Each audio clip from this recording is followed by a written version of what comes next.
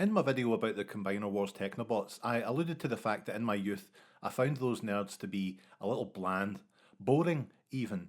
Well, see the Technobots, they're like fucking Shaft compared to these guys.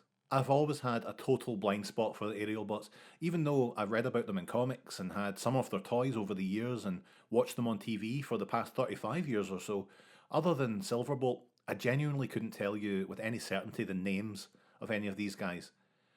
At first I thought it was just because, individual members of combiner teams tend to take a back seat to the combined form and to the team name, but when I look at the others, there's Motormaster and Dragstrip, Breakdown, Wild Rider, Dead End, there's Hotspot and Groove and Blades, Streetwise and First Aid, and then you get to the aerial bots and it's like, okay, Silverbolt, Skydive, Ralph, and this Old Garlic and Condom.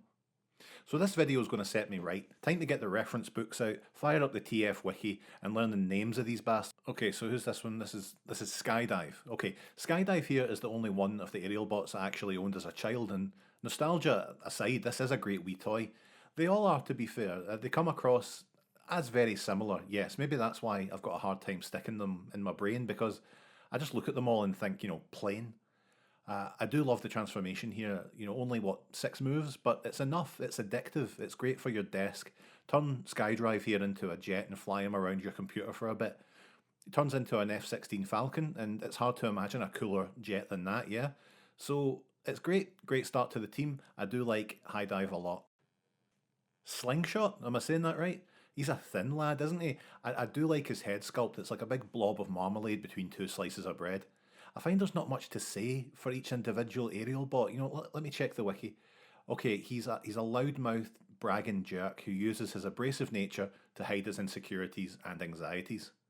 Huh, sounds familiar. Transformation is a simple affair, like High Five was, and within seconds, Slingshot is transformed into a Sea Harrier jump jet. I really do like this design. It definitely stands out from the rest of the team when in the plane modes. I do have a soft spot for this. Maybe it's the Falklands. Maybe that's what I'm thinking of. I don't know. Still, Slingblade's stickers were the only ones I didn't really have much to work on, so I do appreciate that. I'm going to have to be very careful with Fireflight here because he's got a very dainty wing, so everyone should just hold their breath. I do like his faceplate and the overall head sculpt. There's a lot of screws on display as well, though. I don't like that. Still, you can't argue the red and white colour scheme, those accents of blue and yellow, they work wonders for him.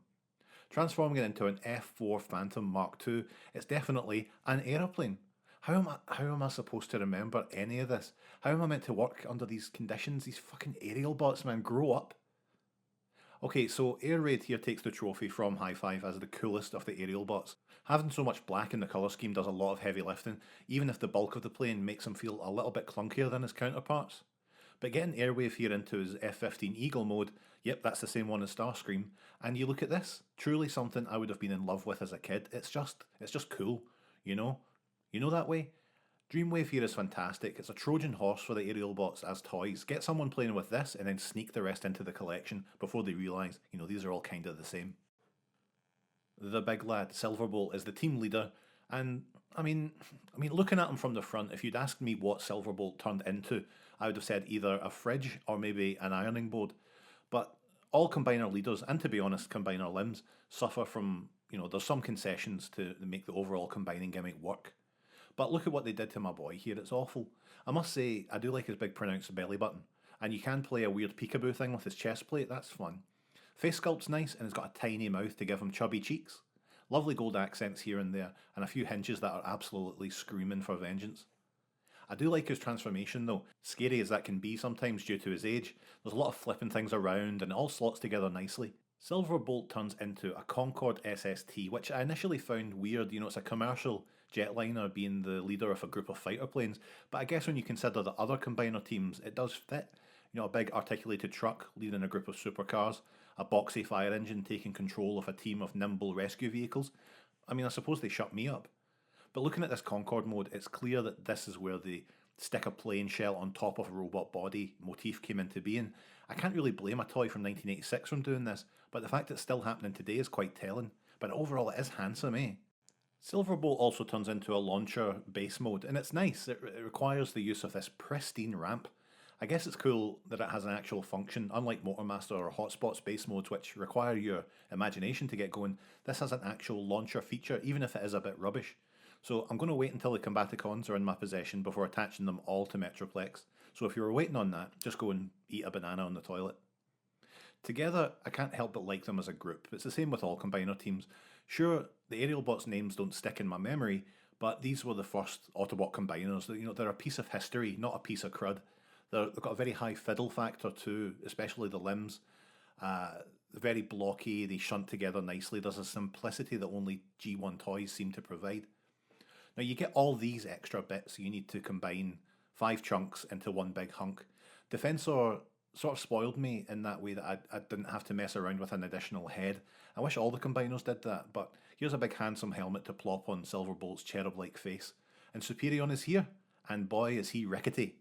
He's taller and definitely more slender than his combiner counterparts. That thigh gap alone inspires all sorts of feelings.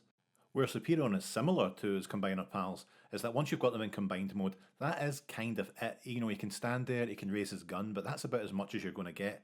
It's a display piece. It's a lovely display piece, but nonetheless something that you put on the shelf and say to yourself, I am 38 years old. So that's the Aerialbots. They're good. You should get them. Thanks for watching, everyone. Hey, wait a second. Oh, hiya. Do you want to do your mailbag thing? Next time, alright, promise. We might even do a separate video for it. It depends, I don't know. Anyway, look, you can't end this video without proving that you've learned the names of these boys. You know what, Repugnus? For once, you're right. Watch this, you little shit. Okay, we've got Silverbolt, Skydive, Slingshot, Air Raid, and fucking... I can't do it, look, you can't... Ah!